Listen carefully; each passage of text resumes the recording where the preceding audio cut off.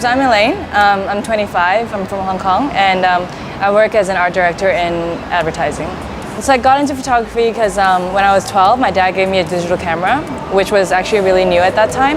I kind of stopped photography for a bit because of school, and it was actually Instagram that brought me back to doing photography. And it's actually like the people that I met through Instagram and also the community that keeps on like motivating me and pushing me. The thing I like most about photography is the process, like the process of being able to capture a moment that won't ever happen again. I've been shooting a lot of like cityscape, and people know me for doing a lot of like rooftoping, urban exploration photos, but I've been experimenting more with like portraits and shooting people. I try not to limit myself into shooting just one thing because it gets boring. So I always want to try new things, you know, like challenge myself. Rooftoping is quite popular in Hong Kong, and a lot of people actually visit Hong Kong to do rooftoping just because it's such a dense city. I did a lot of rooftoping because it's a very different perspective of looking at the city.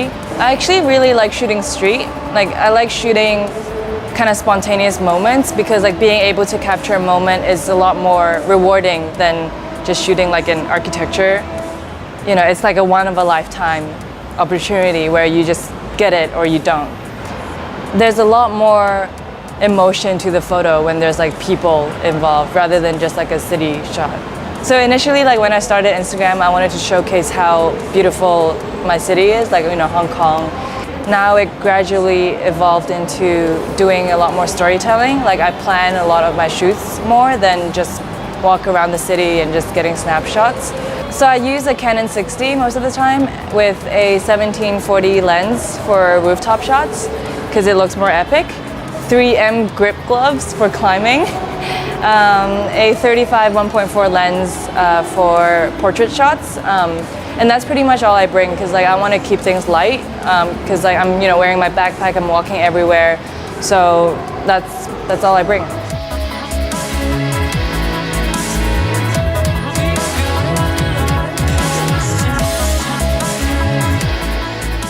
It's great that people, you know, like that more and more people get into photography because of social media, because of Instagram.